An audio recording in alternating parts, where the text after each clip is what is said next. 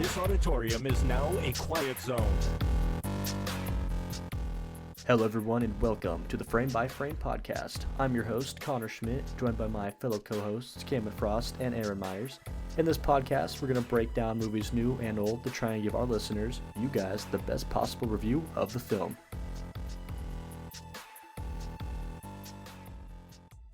All right, hello everyone. Welcome back to the Frame by Frame podcast. This is episode 2. Guys, what movie did we watch for this podcast episode? You said I'm not saying it. Why? Interstellar. We watched Interstellar today. One of And I just gotta the say, it was stellar. one of the best. Oh god. All right, that's it for the Frame by Frame podcast, guys. That's a wrap.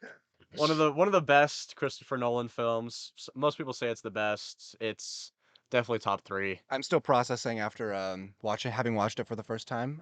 I think for you guys, you've watched it We multiple initiated Cameron. We I have seen it initiated him. twice I'm- prior to today. I'm processing. I think in total I've seen it 3 times, Yeah, including today. That's about how I am. All right, so for the first category on our scale, we have rewatchability. So kind of, we'll break that down, talk about that for a little bit. So Cameron, we'll go with you first. I kind of have to. Yeah, exactly. You're the Well- first time seeing it. As I'm starting to notice a trend with some of the Nolan films. I love his films? Yes, of course. But half of the dialogue straight over my head. Same thing with Tenet. I had to turn on subtitles the second time through. For this one, if I was ever going to watch it again, I definitely need subtitles. Was the bass and the music incredible? Yes, but we're not talking about that yet. In terms of actual volume of the vocals, I need to go back through and watch it with subtitles. So yeah, I would say definitely watch it again, but Would you say it's worth a reroll? Like if you just Mhm. wanted to have fun, no put it on a good movie. no doubt about it. Same thing with Tenet though, you kind of have to be in it.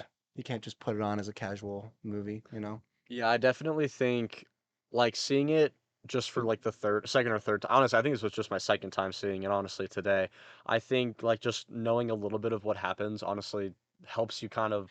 It's what I love about those films. They kind of build your experiences build upon each other, and I feel like Exactly. there's something different you enjoy about the movie the more Yeah. times you watch it. But this one isn't necessarily like Tenet, where you have to watch it again. Like we said with the last episode. Right. Like for this one, you could just watch it once and get it, and it'd be For good. sure. But watching Mhm. this one again, you just start to know and realize more about the movie, and that makes it so much better than Like- the first time watching it. There's those hints that you see. That when you're watching the movie the first time, you're like, well, why'd that happen? And then at the end of the movie, you know why it happened. So watching it again, it's so cool to see that it's so awesome that you know why that is happening at the time it is. I was But gonna you say, haven't. You don't know that yet. It's easier to understand while you're watching the movie, not after or the second time through. Yeah, It's easier to understand. You would maybe ask a question after something kind of offbeat happens, and then some minutes go by, and you're like, "Oh, well, I guess there we go. That makes sense." For sure, yeah. I would definitely rewatch it. I mean, I've seen it 3 times. It is a wonderful movie. I know we're not talking about it, but god damn that music. Oh, we're we can getting go there. we can go into that next if you guys want to. We can Okay. go into that now. Yeah. And well, it's definitely a popular theme. You know, I can go on Instagram and find a video of somebody playing it at a cafe on a piano. Well, actually, I'll play Like a little 10 bit. We'll play a minutes. little bit of it right here just to kind of re-immerse ourselves in the music. It doesn't quite hit the same unless you're sitting in a room. Well, yeah. I mean, filled with you're bass. you're playing in my bass boosted basement. this would have been one of those movies that would be amazing to see in amazing. theaters. And again, Nolan is just so good at filling a room with bass. Does Hans Zimmer do all of Nolan's Pretty much. movies? Yes, Oh, yes, he genius. does. Yeah. Genius. I mean, Hans Zimmer is legendary. Mhm. And if Nolan and him have a connection, they're gonna work together. Nolan seems to have his set people that he likes working with. It seems. It's And he just keeps him- it's so good. I mean, Hans Zimmer is he's just a musical mastermind. He's done so many movies throughout Hollywood. I'm pretty sure he's probably done all of Nolan's movies. I He's don't at least know. been involved always in at see- least a soundtrack, at He has least a one song. monopoly. Yeah. Yeah. God, it's just like pairing the music with the scenes in space, like when you're going by a planet or when they're orbiting around a black hole, Gargantua. It's just you don't feel like you're there, but Feel like you're on the ship. you feel like you're getting sucked into a black hole. No. You feel like you're a part of what's happening. I think Yeah. that is what music is supposed to do. You're supposed to feel you're supposed to feel like you are able to like be a part of what you're watching. Honestly, I mean, I don't know. That's like the best way I can put it. Yeah. I just want to hear the pitch meeting with Nolan and Zimmer, where he's like, all right, Nolan, what do you want me to do today? So you're getting sucked into a black hole. What are you thinking about right now? It's like, okay, got you. And then he lays down this fire piece. My favorite thing about the score in this movie is the way it's used, because like Connor said, it really does immerse you. It picks up and it slows down at all the right times. Mhm. The score was made beautiful. Hans Zimmer did a wonderful job, but Nolan used that song, that score in his film amazingly, like a The placement is what you're masterpiece. saying. Yes. Yeah. And it gets repeated a lot, but it works so well for so many different moments. Especially the main thing I'm thinking about is the wave. Yes. That when it slowly yeah. gets And the music. inserted in as the camera pans up to the wave. Mm-hmm. Yeah. And it's like this menacing like tone behind like what's going on, and you're just like You feel like you're gonna die. Like you start Yeah. you start getting anxious, like what's about to happen. Like you're Yes. like Well, I mean, we you're know getting what's terrified. Well, we It's like- know what's gonna happen, but Well, yeah, but But something we have to talk about while we're talking about the score is the way that they do space. They have The silence. silence. They have silence. oh, it's Oh, so yeah. good. And it's amazing. Sometimes he does throw in some music while we're in a space shot, but it doesn't really pull you out. But there's just some scenes where the camera's in with the actors and then it cuts out so we can see it from afar and there's nothing. And it's Mhm. perfect, like, oh, well, now we're in a place where there's sound. Oh, now we're not. Oh, but now Yes. we are again. yeah, like there's multiple amazing scenes throughout the movie, like the airlock scene with I was Matt gonna say when Damon's they were character. when they were spinning. Yeah, Yes, Dr. Man, with like it's Dr. Man. just like he basically what happens is he blows up the cargo of the ship and there just isn't any noise because in Mhm. space no one can hear you do anything, In space, no one can hear you scream. Yeah, good alien reference there, Yeah. But that's what I was going for, but Oh wait, I've never seen Alien. you okay, well that's Well, a you different quoted it. conversation. That is I that just is quoted a movie I've never seen. that is the poster of Alien, okay? This is a little off Well done, topic here. Cameron. Are you serious? Yes, the main poster of Alien is the like catchphrase for the movie is "In space, no one can hear you scream." It's on the Yes, poster. That is where you've And heard it never before. seen Alien? Oh my god. Yes. Yeah. Next, we'll go into cinematography. So, obviously we were Mhm. kind of just alluding to, how the space scenes are, how they look, what happens. But I Oh, mean, let's go yeah. more in depth on that. Let's Well- talk about, how well the movie looks, how well everything fits together, all that stuff. Oh, I gotta say, there's something in your brain, like some switch that goes off when you can tell something's CGI. When something looks really good, but there's something in your brain that's like, no, this is CGI, I can tell. And there are so many scenes where the opposite happens, where you can like, no, something about this is real. I don't know how Nolan did it, but like this is Yeah. what I'm looking at. This is a very real He image. used a lot of practical effects and miniatures to do a lot of those scenes, and CGI. He did use CGI, and he does use it a little bit, but it's little- well, you to have to. it's to complement Yeah, the Yeah. the practical. it's an accent. Well- Well, and it reminds me of watching like a slow mo guy's video. You know what I mean? Like it's like in any scene when there's a Yeah. spaceship, it reminds me Yeah. of like those close ups. Well, I mean, kind of you a have to think weird when they film comparison. miniatures, they do film slow mo, so that's why it reminds you of Mm. that. Damn, Yeah. blew my mind. Yeah, and especially like so like obviously a lot of the space scenes like where they're in space is going to be CGI, and it's easier to do a scene like that in CGI because obviously the darker it is, the more you can do. Mhm. You don't have to Something's you lost. don't have to accentuate everything, Mhm. so you can do like a darker space scene with just a few stars in the background. You only have to really emphasize one planet, Mhm. It's just easier to do that, and I think that's why it looks so good. Mhm. It's because you're really not doing that much. Mhm. Oh, and that shot of Saturn.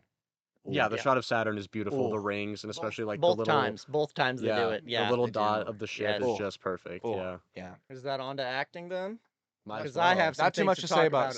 cinematography. I think Yeah, I mean we it's have it's all beautiful. I mean we solid. could talk about we could talk about the planets. We could talk about Man's planet. We could talk about Miller's planet, and then what's Edmund's planet? Edmund's planet. Edmund's planet. yes. Yeah. Yep. I'm supposed to remember all three of I them. wonder where they filmed some of those scenes, like the Well, water. so the ice planet, Dr. Man's planet, was a It's miniature. miniature. Yeah. Yes. So they were filmed and put on. The actors and the cast were filmed and put onto a miniature. Oh, because they probably had a small area, but that was just inserted into a. That makes Yes. sense. Yeah. At least I'm pretty sure that's what it is. I That makes could the be most wrong. practical Yeah. sense. Yeah, so like Man's planet is just it's like this icy wasteland, and basically in the movie he lies and makes it seem like it's this great oasis that they can go live on, you know.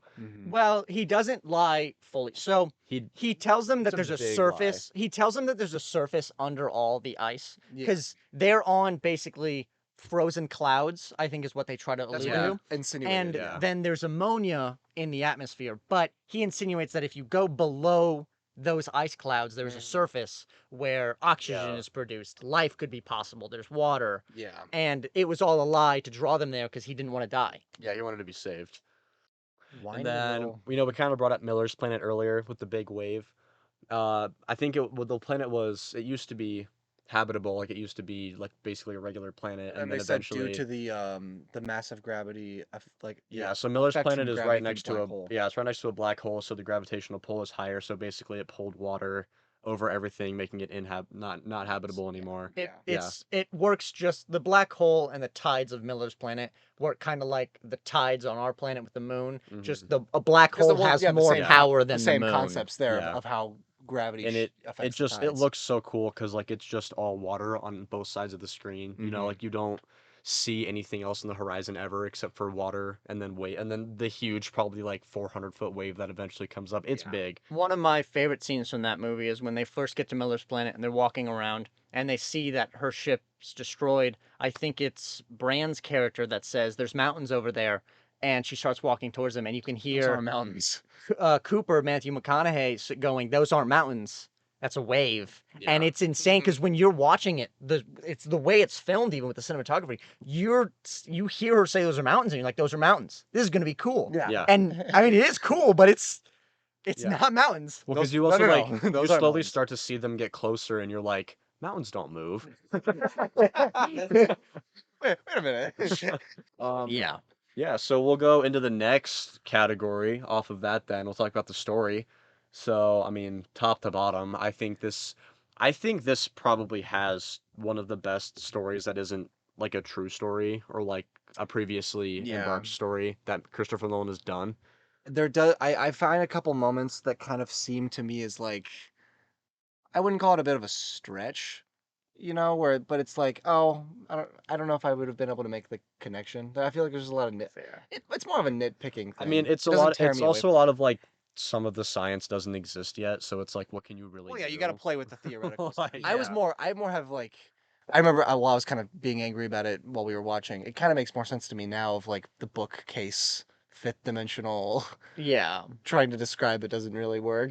But Yeah, so like basically at the beginning of the movie, you know, Cooper and his daughter Murphy are in the bedroom and books start falling off the shelf, and then Murphy, who's the daughter, thinks it's a ghost, and then later in the movie we find out that it's actually Cooper's character in the future, basically in a fifth dimensional not plane. not the future because it's in a fifth dimension. I don't. But he even- is Well, it but is- he it is is he is him in the later. future though. technically, Yes. yeah. And it's a plot line future, not And not he- the technical future. yeah. I'm gonna shut up. Well, you're not wrong. It's just Shut up. the more you talk about it, the more confusing it don't gets. worry. I want myself to We shut could up. talk about this forever. So from yeah. the fifth dimensional plane, he knocks the books off It the is fun. shelf, and then basically sends messages to his daughter and to himself from the future to and he basically uses set up the Morse events. code. And basically, Implying- it sets up the events of the movie. Yeah, exactly. It's implying that you can change time. Yeah. Okay, I think we're gonna close things off now with the acting. You know, I mean, obviously Oh, it's the acting in this movie was phenomenal, I have no especially by issues. Matthew McConaughey. Yeah. You know. didn't you say that they apparently cut out most of Timothy Chalamet's Yeah, so he was supposed scenes? to. I'm okay He with was that. in the movie more, and then apparently they cut him in the final cut, like a lot of his stuff. But like, it worked. Like, I don't really see how his Yeah. character would have fit. I more enjoyed Affleck, the future version of him. I think he was more important in the story, even though he wasn't in it Yeah. very much. Right. Yeah. Yeah. Yeah, but I mean, easily the best scene in the movie is, when Matthew McConaughey's in the fifth dimension and he's crying, and he's banging the wall, and he's just like, "Don't go, you idiot! Like, why are you going?" Talking to himself, like Mhm. trying to talk to himself, but obviously, not able to communicate.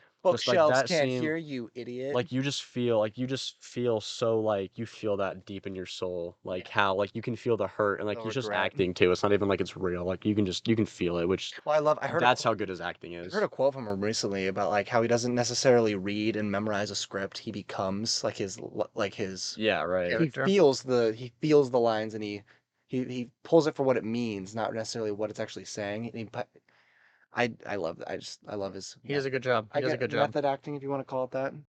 Giving it an 8.5. I think it's almost perfect. It has its flaws, like the science is hard to understand, You can nitpick Yeah, all and day, then but at the you end you of the can go day- even deeper into it, but you're just gonna end up in a wormhole. Like you're That's just what gonna keep finding new That's what I love things. about Nolan. He can grab a concept that nobody understands, and he can be like, well, what if it was this way? You And need he to exactly, you he need yeah, to runs yeah. with just it. you need to just have fun with the movie. If you really do try to understand it, there are things that don't make sense Just and things that wrap- probably don't work. If the logic is a warm blanket, just wrap yourself in it. Yeah. Yeah. And enjoy it. Yeah, It for makes sure. enough sense if you do it that way, metaphorically. Out of 10. Oh, I'd probably out of 10. I think I agree with your 8.5, but I'm gonna up you. I'm gonna go 9. I love this movie. It is well made. It's just front to back. I love this movie so much. It is so good. I may have to watch it more because I still rank Tenet. I just am still in love with that movie, but I think I agree with Connor on an 8.5. Still definitely great. All right, well, that does it for this episode of Frame by Frame. Thanks everyone for listening. I definitely want you guys here for the next episode where we're doing We'll be going into the dream world. Yep. Ooh, the we're gonna be dreamscape. doing Inception. So No, you're we're- spoiling it. No, everyone knows. Come on. Yeah, we're doing Inception. We're closing off sort of the mind-boggling Nolan movies, and then we'll probably venture off a little bit after that. But We make the world of the Yeah. dream. Yes, we do. all right, we'll see you guys in the next episode. Say bye. No. Say bye to our viewers. Cringe. That'll be all for this week's episode. If you enjoyed, feel free to check out our social media for more content. And we hope to have you all here for the next episode, where we'll break down your favorite movies frame by frame.